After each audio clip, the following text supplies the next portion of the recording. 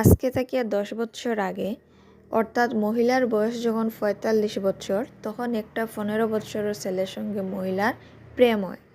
বর্তমানে মহিলার বয়স ৫৫ বছর, ছেলেটার বয়স ২৫ বছর। এই প্রেম কতটুকু ক্ষতিকারক হইতে পারে এটা আজকে আমরা জানার চেষ্টা করব। আজকের সত্য ঘটনা উত্তরপ্রদেশের বলিয়া জেলার সিকন্দরপুর থানার অন্তর্গত খরিদগাঁও একটা বড় আমের বাগান আছিল। ৯ মে ২০২৫ বিকাল ৪টার আশেপাশে কয়েকজন মেয়েলোক তারার ছাগল লইয়া গড়ে যাওয়ার সময় তারার মাঝে থাকি একজন মেয়েলোকে দেখছে বাগানোর মাঝে কালা রঙের কয়টা পলিথিনের ব্যাগ রাখা। মেয়েলোকে ভাবছে হয়তো কেউ জিনিস ফালাইয়া গেছে গিয়া। বাকিরার কাছ থাকি লুকাই লুকাই গিয়া পলিথিনের ব্যাগ খুলছে। ব্যাগের ভিতর যেমনে দেখছে জুড়ে চিৎকার দিয়ে বেউস হয়ে গেছে। চিৎকার শুনিয়া লগে তাহা বাকি মেয়েলোকরাও গেছেন গিয়া পলিথিনের ব্যাগ দেখিয়া তারাও চিৎকার শুরু করছেন। চিৎকার শুনিয়া বাগানে যারা কাজ করা আশেপাশের গ্রামের মানুষও আইয়া জমা হয়ে গেছেন গিয়া। ব্যাগের ভিতরে একটা ডেড বডি টুকরা টুকরা করিয়া রাখা। পুলিশরে খবর দেওয়া হয়েছে, পুলিশও আইয়া উপস্থিত। সবের জানার ইচ্ছা কার হইতে পারে এই লাশ, কইতা কি আইলো, কেনে এইরকম হইল। পুলিশ হত্যার কারণ 3টা জিনিসের উপরে গুরুত্ব দিছে। 1 নম্বর শত্রুতা হইতে পারে, 2 নম্বর সম্পত্তি সম্পর্কিত হইতে পারে, 3 নম্বর প্রেম প্রসঙ্গ হইতে পারে। কিন্তু দুশ্মনী হইলে হত্যার পরে কেনে 6 টুকরা করা হইতো। সম্পত্তি সম্পর্কিত কারণ হইতে পারে, বডিটা দেখিয়া মনে হয় 62 বছরের আশেপাশে হইব বয়স। এই বয়সে প্রেম প্রসঙ্গ তাহার কারণ মনে হয় না। বলিয়াতে একটা মেয়ে FIR করছে। তাইর বাবা দেবেন্দ্র কুমার সেনা থেকে রিটায়ার্ড, বয়স 62 বছরের আশেপাশে হইব। নিখোঁজ। চেনা জেনা বন্ধুবান্ধব আত্মীয় স্বজন সব জায়গায় খোঁজ খবর করিয়ে তার কোনো খোঁজ পাওয়া গেছে না। ৯ মে ২০২৫ থেকে নিখোঁজ। আশেপাশে সব পুলিশ স্টেশনও নিখোঁজের খবর পাঠানি হয়ে গেছে গিয়া। সিকন্দরপুর থানার থেকে একটা খবর আয় একটা লাশের 5 টুকরা পাওয়া গেছে, 6 নম্বর টুকরাটা খুঁজিয়া পাওয়া যান না। তখন এমিলির বডিটা দেখানি হয়েছে। এই বডিটা এমিলি হয়েছে তাইর বাবার। এমিলিরে জিজ্ঞাসা হয়েছে কে করতে পারে বা কে নিয়ে ঘটনা হইতে পারে, কোনো সন্দেহ আসেনি। এমিলি কিচ্ছু কইতে পারে না, কিন্তু একটা ক্লু দেয়।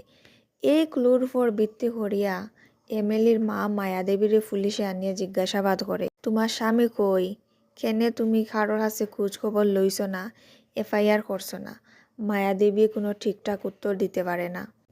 মায়াদেবী হইছেন ছোট মেয়ে। এমিলি কোটা তাকিয়া পড়াশোনা করে। মেয়েরে আনার লাগিয়া বাহাদুরপুর থেকে 36 কিলোমিটার দূরে বক্সর রেল স্টেশনে গেছলা। মায়াদেবীর কথায় পুলিশ CDR বার করে দেখা যায় লাস্ট লোকেশন গড়ের দেখায়, মোবাইলের কোনো মুভমেন্ট নাই। যখন শক্তভাবে পুলিশে মায়াদেবীরে জেরা করছে, মায়াদেবী অবাক করার মতো উত্তর দিছে। যখন মহিলার বয়স ৪৫ বছর, তার স্বামী চাকরিতে আসলা, তখন ১৫ বছরের একটা ছেলের সঙ্গে তার বন্ধুত্ব হয়। ধীরে ধীরে সম্পর্ক ঘনিষ্ঠ হয়ে যায়। পরে হে ট্রাক ড্রাইভারের পেশায় যায় গিয়া। ২০২৩ ডিসেম্বরও স্বামী দেবেন্দ্র কুমার রিটায়ার্ড লইয়া গড়ে আই যায়।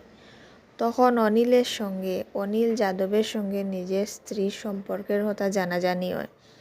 দেবেন্দ্র কুমারে মায়াদেবীর নামে কিছু জায়গা জমিনও করছিল। পরে এই জায়গা জমিনটাই নতাইন ফিরাইয়া নেন গিয়া। মায়াদেবী প্রেমিকের সঙ্গে মিলতে চাইন, দেবেন্দ্র কুমারে বাধা দেন। এটা লইয়া তারার মাঝে অশান্তি শুরু হয়। দেবেন্দ্র কুমারের যখন রাগ উঠে স্ত্রীরে মারধরও করেন।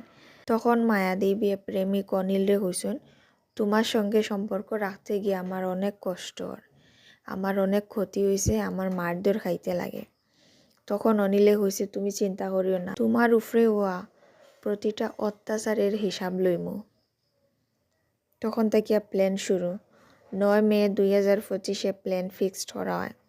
অনিল যাদব তার সঙ্গে আরও 2টা ছেলে, সতীশ যাদব, মিথিলেশ প্যাটেল, বয়স একজনের 19 আর একজনের 22 কি 23, 25 এবং 55 বছর বয়সী এই মহিলা মিলিয়া দেবেন্দ্র কুমারের হত্যা করেন।